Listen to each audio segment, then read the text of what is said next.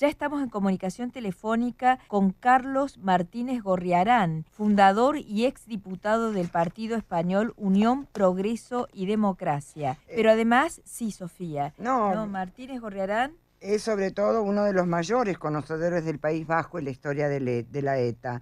Buen día, Martínez Gorriarán, de acá, de la 1110 en Buenos Aires, Argentina, Silvia Neistat y Sofía Neyman desde los estudios.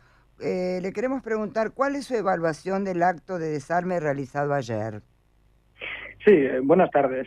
Bueno, lo han resumido ustedes muy bien, la verdad. Pues es el acto, digamos, de retirada propagandística de una organización criminal derrotada, que fue desarmada a la fuerza y fue desarmada básicamente pues por las fuerzas de seguridad del Estado españolas y también por las francesas. Y también por la reacción social que hubo en los últimos años de su carrera terrorista, ¿no? Por lo demás, el futuro que tienen, bueno, digamos que desgraciadamente ha habido una excesiva tendencia a aceptar el blanqueamiento de la historia de ETA, a aceptar que tuviera marcas políticas legalizadas, y en los últimos años pues hubo un pacto entre los últimos gobiernos socialistas, que luego han continuado con los gobiernos del Partido Popular, del señor Rajoy, pues para, a cambio de, digamos, del cese de los asesinatos, de la desaparición de la violencia física, pues admitir que existan partidos políticos legales que representen los objetivos políticos de ETA. Y esa es la situación actual.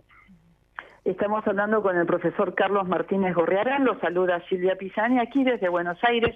Mucha gente habla de esto y no siempre uno está de acuerdo, pero para usted, ¿cuáles son las similitudes y las diferencias entre el desarme de ETA y el del IRA en Irlanda? ¿Ve usted algún punto de contacto? No demasiado, citando que también ha intervenido pues un clérigo irlandés que ha tenido un papel también en esta última representación, y de que en el País Vasco y en general en España, para los que eran partidarios de llegar a un acuerdo político con ETA, pues Irlanda, el Ulster, era el ejemplo, ¿no? Pero las diferencias son muy grandes. Para empezar, en el Ulster lo que había era una especie de guerra civil larvada. Había varios grupos terroristas de las distintas comunidades en lista. Y es una gran diferencia con lo que pasaba en el País Vasco, donde solamente asesinaba y mataba pues ETA, ¿no? Es verdad que ha habido episodios de terrorismo de Estado, pero nunca ha habido nada parecido a los voluntarios del Ulster, ¿no? Por ejemplo, que era el grupo terrorista de los unionistas. Lo que se ha querido hacer era presentar que lo que pasaba en el País Vasco era un conflicto civil como el que había en Irlanda, y que por lo tanto había que llegar a un final pactado como el de Irlanda. Pero es básicamente propaganda política sin ningún soporte, ¿no?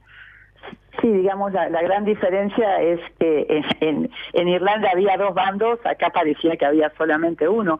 La pregunta es, sabiendo esto, ¿usted cree que puede haber algún interés o se puede canalizar? ¿Imagina usted que ETA, como pasó por ejemplo con algunos de sus ex líderes, como el señor Otegi, que se integren a la vida política, o esto ya es el final y los cuadros actuales de la organización no tienen esa apetencia política? ¿Imagina un partido político que represente a ETA en el futuro?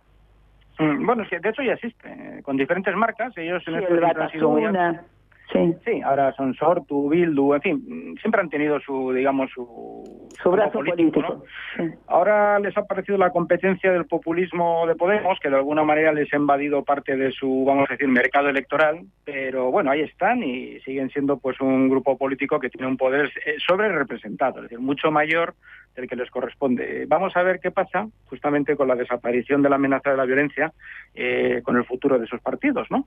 Pero es un hecho que desde luego tienen un electorado, porque entre otras cosas se ha cometido el error de no combatir lo que son las ideas que están en la raíz del terrorismo, ¿no? Y entonces dar por hecho que había una justificación para el terrorismo tras el advenimiento de la democracia, y eso yo creo que ha sido un error que las próximas generaciones van a pagar una factura por ella. Aunque no haya violencia, mientras haya justificación de la violencia, pues puede haber quien tenga la tentación de retomarla.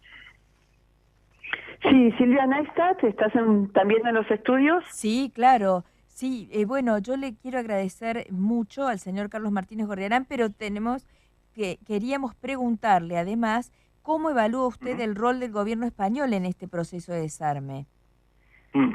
Bueno, el gobierno español se ha puesto de perfil, que decimos aquí, ¿no? Es decir, ha hecho como si no fuera con ellos la cosa y digamos que ha tolerado, sin duda lo tenían hablado y acordado con el gobierno francés, el que se hiciera todo esto, pero con un tono bajo, vamos a decir, ¿no? Ajá. Pero de hecho luego el gobierno vasco pues ha tenido un papel más protagonista del que le hubiera gustado al gobierno del señor Rajoy, ¿no? Ujú. Bueno, yo creo que son cambalaches políticos típicos entre partidos que están de acuerdo en que de lo que se trata es de acabar con la amenaza de la violencia, pero el resto, lo que yo hablaba de la parte política, de la parte educativa, de deslegitimar el discurso de la violencia, de explicar que la historia de ETA es una historia de infamia, de destrucción y de nada más, pues lo han abandonado, lo han dejado de lado y entonces han pensado que, bueno, mientras esta entrega simbólica de 4 armas viejas parezca que certifica la derrota definitiva de ETA, pues vale y visto y bueno.